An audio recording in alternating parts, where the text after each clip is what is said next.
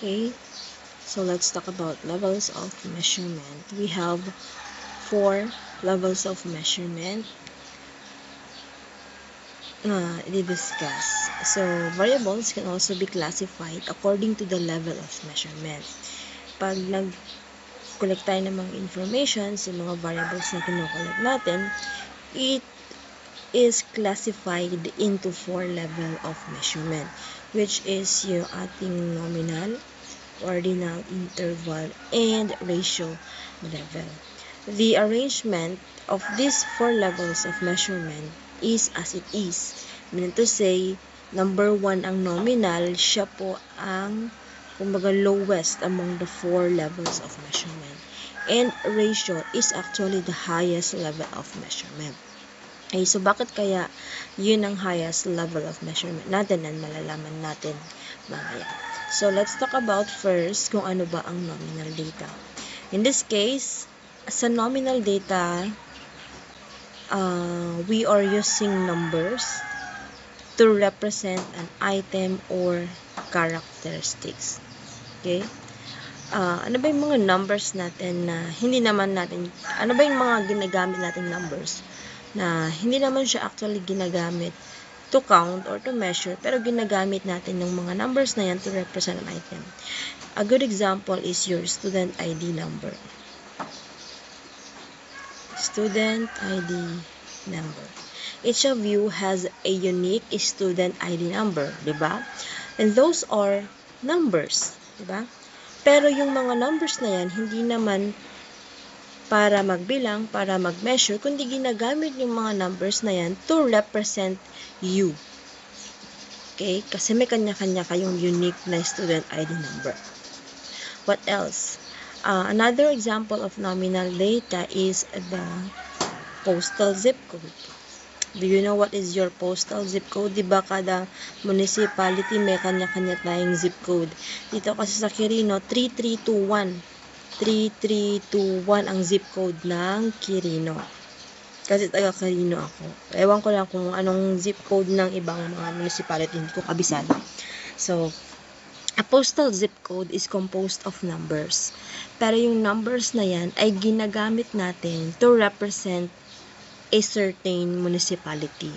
So, these are examples of nominal data.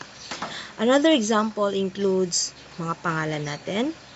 Although hindi naman numbers ang mga pangalan, pero ang names, gender, religious affiliation, civil status, college majors, itong mga to ay under sa nominal data. Okay? Note that such data should not be treated as numerical since relative size has no meaning. Wala namang kumbaga, hindi naman tayo nag-measure dito, hindi naman natin mini-measure yung mga postal zip codes, ID number natin, and so on and so forth. Okay, that is why it is the lowest level of measurement. Kasi napakasimple lang niya. Okay, kumbaga, etong nominal data natin ay categorical ang kanyang level. Hindi siya numerical. So, hindi rin natin ma-measure yung mga data natin dito. Kasi nga, categorical. Ibig sabihin, non-numerical yung mga data natin dito sa nominal level. The second level of measurement is what we call ordinal or rank data. From the word rank or, in other word, order. Diba? Ordinal or order data. So, dito naman sa pangalawang level of measurement natin, numbers can be ordered or ranked, but not totally na numbers yung gagamitin natin. Okay? Just like nominal data, ang ordinal data din natin ay categorical din ito. Okay? Categorical din tong ordinal data natin. Yun nga lang, sa nominal data, okay, dito po sa nominal data kasi hindi importante yung ranking ng mga data. 'Di ba? Hindi importante yung ranking. Pero dito sa ordinal or rank data, importante na yung ranking. Categorical siya, at the same time, in-ordered na yung arrangement ng ating mga level. So, sabi rin dito sa ordinal data, but a specific difference in levels. Specific difference in the levels cannot be determined. We cannot determine the specific difference. Kasi nga categorical, non-numerical yung ating mga mga data dito sa ordinal level. Let's say for instance, etong ating example dito. Ito ay mga performance rating natin. Ito ay performance rating, di ba? It could be outstanding, very satisfactory, satisfactory, and poor. And we all know that outstanding is the highest and poor is the lowest, di ba? Naka-ranking yung ating performance rating. And we cannot determine the specific difference between outstanding and very satisfactory. Hindi natin alam yung specific difference nila. Basta ang alam lang natin is mas mataas ang outstanding kaysa kay very satisfactory. Diba? So, yan yung ating ordinal level. Because order in this set is considered, we know that outstanding is higher. Sinabi ko na kanina. So, dito naman tayo sa pangatlong levels of measurement natin, which is the so-called interval data. Dito naman sa set na ito, numbers can be ordered. We can now determine the exact difference between any two units pero wala siyang meaningful zero or starting point. Okay? And nominal at ordinal ay categorical. Dito naman na po sa ating interval data, ito na ay mga numerical data natin. Therefore, we can measure them. Okay? Kaya naman we can if we can measure them, we can compute the exact difference between any two units. For example, the best example for interval data is the temperature. Alam mo yung mga temperatures natin, we have 60 degrees Celsius, 40 degrees Celsius, 10 degree Celsius, and meron din tayong mga negative na let's say negative 10 degree Celsius. Okay? So, yan yung ating mga temperature. And it is in ordered. Yung pagkakaayos ng ating temperature in ordered, di ba? And as you can see, dito nga sa ating example, pwede natin makikita natin, makakompute natin kung ano yung difference, exact difference nung dalawang unit na magkasunod. Kasi sa 60 degrees and 40 degrees Celsius, we know na yung kanilang difference ay 20 degrees Celsius. Diba? Ganon din naman kay 40 and 10. Ang pagitan nilang dalawa ay 30 degrees Celsius. So, we can know the exact difference between any two units. But, ang interval data, it has no meaningful zero or starting point. Kasi nga, meron naman tayong mga negative, may mga negative tayo na temperature. And hindi naman ang temperature natin na nag-i-start sa zero lang. Diba? Kasi nga, may mga negative tayong temperature. Tama? Okay. So, yun ang interval data natin. Now, the highest level of measurement is what we call the ratio data because it allows for all basic arithmetic operations including division, multiplication, and yung mga data dito sa level na ito ay in ordered. Mako-compute natin ang exact difference between two units kagaya ni interval data. But this time, it has a meaningful zero. Ibig sabihin, meron na siyang starting point na zero. And take note, ang ating ratio data ay isa rin itong numerical data. Okay? Kaya naman, ano ba yung mga numerical data natin na mayroon siyang starting point na zero? Diba? Example is the ratio level. For the ratio level is the business data. Such as cost, ano yung gastos mo, mga revenue, profit, o punta tayo sa kilograms, sa mass. Pag-usapan natin ng mass sa kilograms. Diba sa pagkilo lang naman tayong negative na kilo. Diba? So, meron siyang starting point na 0. And eventually, meron tayong 5 kilogram, 10 kilograms, may 20 kilograms, and so on and so forth. And take note, ito pong mga kilograms natin ay naka-arrange siya in order, diba? And we can compute for the exact difference between two units. We know that the difference of 20 and 10 kilograms is 10 kilograms. The difference of 10 and 5 is 5 kilograms. So, alam natin yung exact difference nilang dalawa. And it has a meaningful starting point na 0. Yun ang pinagkaiba nila ni interval data. Si interval data, wala siyang starting point na 0. Pero si ratio, meron siyang starting point na 0. Hindi kasali yung mga negative. May mga negative tayong dyan na sa ratio data. So, yan yung ating 4 na levels of measurement.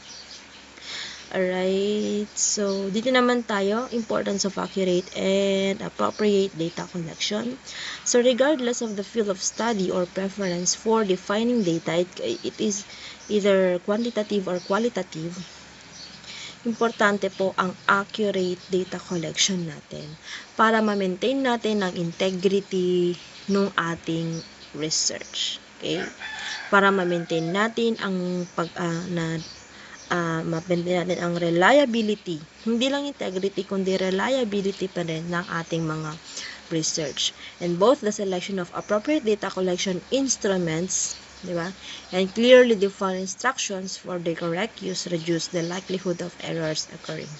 So in case na hindi natin na properly gathered yung ating mga data, ito yung mga consequences natin. Inability to answer research questions accurately. Kasi nga, mali na. No? Mali yung pag-gather mo ng data. So, sa malamang, mamamali rin yung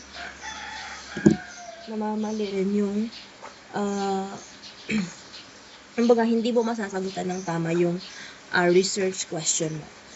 Kumbaga, maliliko. No? Mapupunta siya sa maling landas, kumbaga. Hindi niya masasagutan ng tama yung research question mo.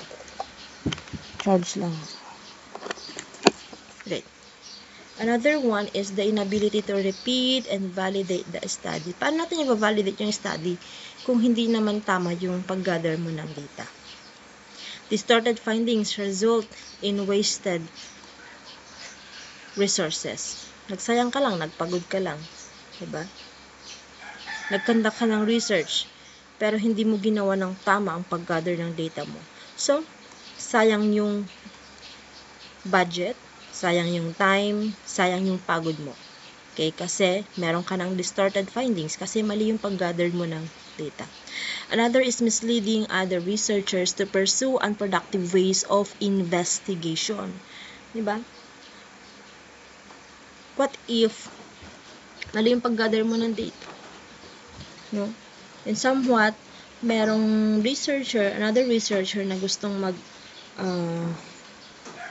magtuloy magtuloy ng research mo. Gusto niyang i-research ulit yung research mo. So, it will mislead other researchers, no? Kumbaga sa parang history lang yan. Diba? We cannot say na lahat ng written in history ay tama. Kasi we do not know kung yung sinabi ba nung una sa mga historians natin. Not all historians, I'm telling you, not all historians tell the truth. Kasi hindi naman lahat ng historians ay na-witness yung history.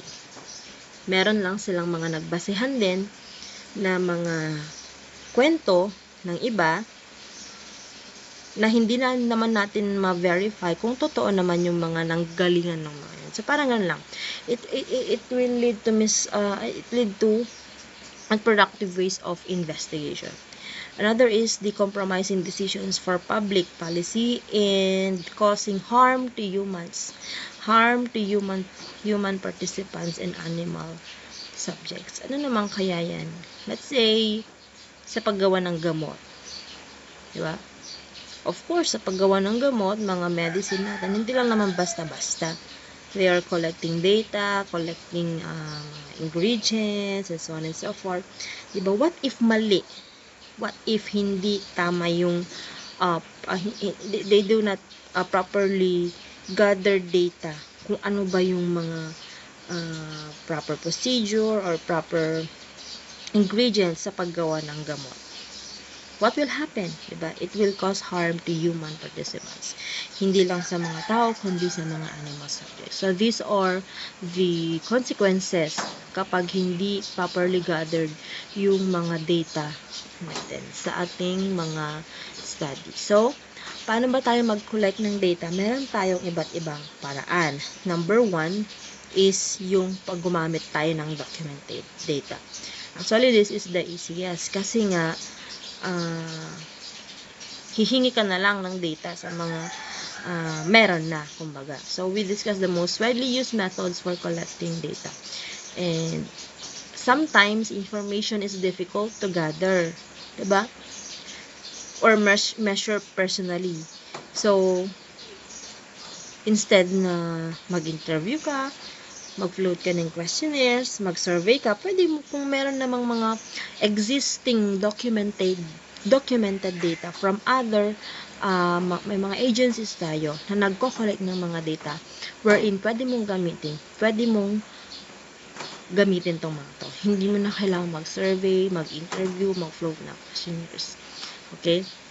So, one can obtain documented data from previous studies of individuals, whether in mga written reports of government and non-government agencies, mga periodicals, and others.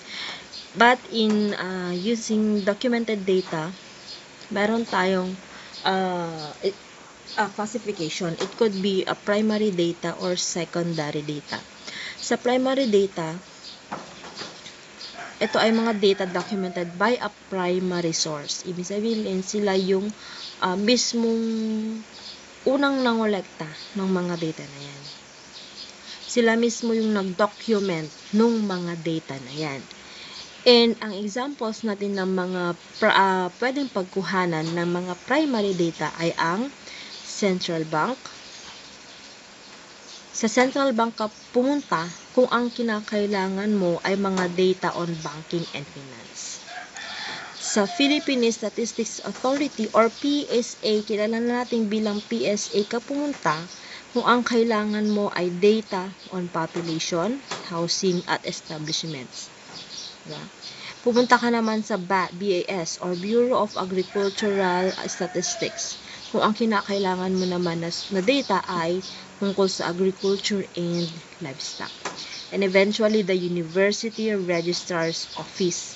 So, ang Registrar's Office natin, University Registrar's Office natin ay considered as primary source kasi sila yung mismong nagdo-document ng mga records ninyo ng mga estudyante. Okay? So, yan ang mga example natin ng primary data. Another is the secondary data. Dito naman sa secondary data, ito ay mga documented by secondary source na. No? So, an individual agency other than the data collectors documented this data. Examples naman natin dito ay ang United Nations compiled data for its yearbook, which were originally nag-gathered na pala ito ng governments at social agencies of different countries. Another is the medical researchers documented data for his research paper. So, tayong mga, kung ikaw ay merong what I mean is, let's say,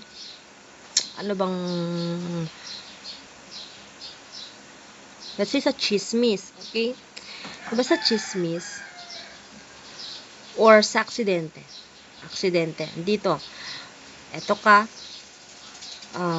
nangyari yung aksidente, ikaw ay nakita mo, na witness mo yung aksidente, andun ka nung nangyari yung aksidente. Okay? And eventually, ikaw na nakasaksi ng aksidente na yun, kwento mo sa iba. Okay? Sa friend mo. Kwento mo yung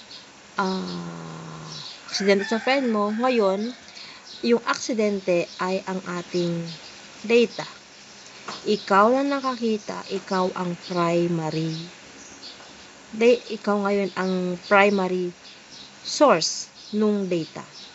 At nung kwento mo na sa kaibigan mo, si kaibigan mo ngayon siya ang secondary data. Kasi hindi naman siya mismo yung nakakita, nakakalap, nakakita, nakawitness ng aksidente.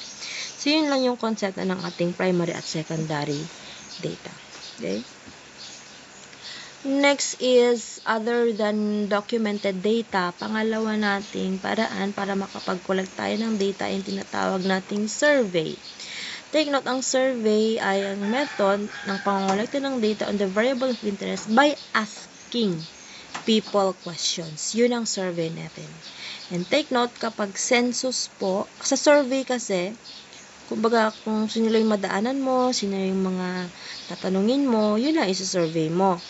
Pero kapag sinabing census, kaya nga, diba may mga nagbabahay-bahay sa atin sa mga baryo-baryo o bahay-bahay natin na nagse-census, nagtatanong kung ilang kayo nakatira sa bahay ninyo, ano yung mga pangalan ninyo, ilan na ang mga anak, say something ganyan. Yung census na yan, kapag yung data natin sa census ay pag tinanong lahat ng tao in the population, yun ay census. Pero kapag nag-select ka lang ng mga tatanungin mo sa population, yun ay sample survey. And we have the experiment. Experiment is a method of collecting data. Pangatlong paraan natin ng pag-collect ng data ay experiment. No? Sa experiment, it is a method of collecting data where there is direct human intervention on the conditions that may affect the values of the variable of interest. And in an experiment, meron tayong iba't ibang klase ng variables. We have the explanatory variable, the response variable, and extraneous variable.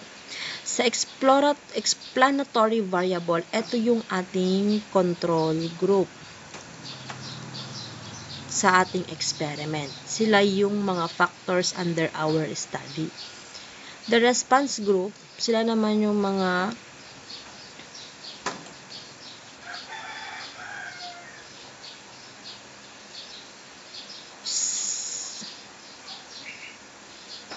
baliktad data. Baliktad ako, sorry.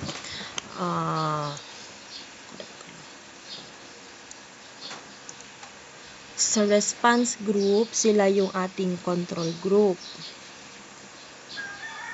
Okay. Kumbaga, sa experiment kasi, meron tayong mga interval. Okay? Interval. Interval ba? It's not interval. Wait lang, nawawala ako.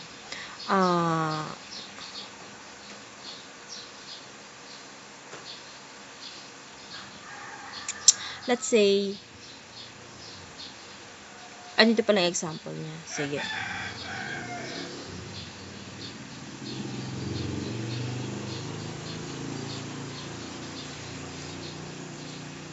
So, factors under study. We consider the classical Mongo experiment. Nag-randomly select tayo ng Mongo seeds. Tinanim natin into 2 pots.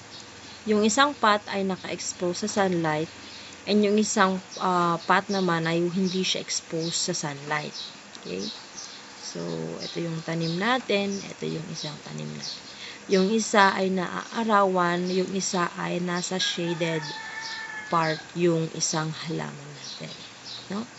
And meron silang pareho yung soil type ng halaman natin. Okay? Kasi bulaklak ba yan? Basta halaman yan. And we water the pots at the same time using the same amount of water. Yun nga lang, hindi sila magkapareho ng lugar. Yung isa naarawan, yung isa hindi. So, a few weeks later, inoobserbahan mo yung heights ng ating Mongo plants.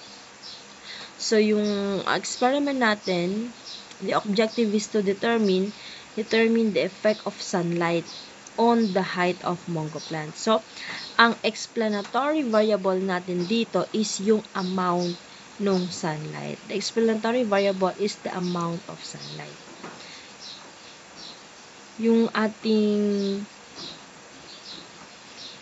categories for the explanatory variable ay treatment. Ano yung treatments natin doon sa mga halaman natin?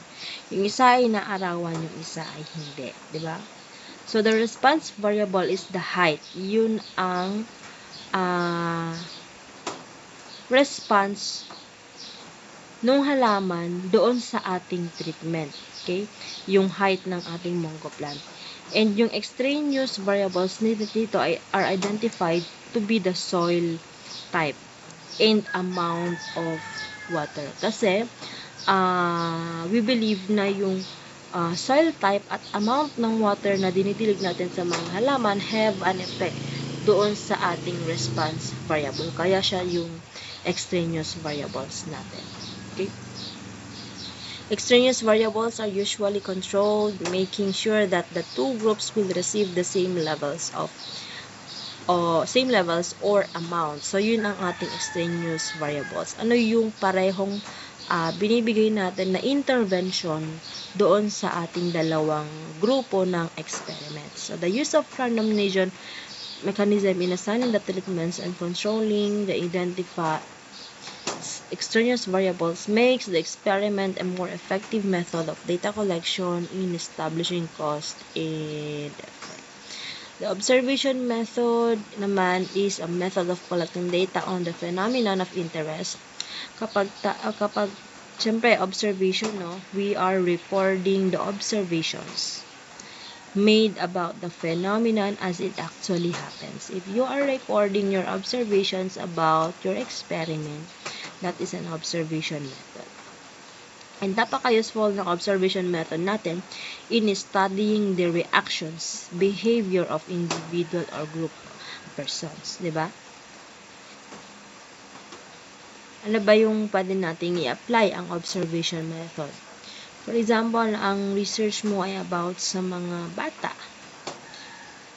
mga toddlers, mga babies. Dito applicable ang observation method.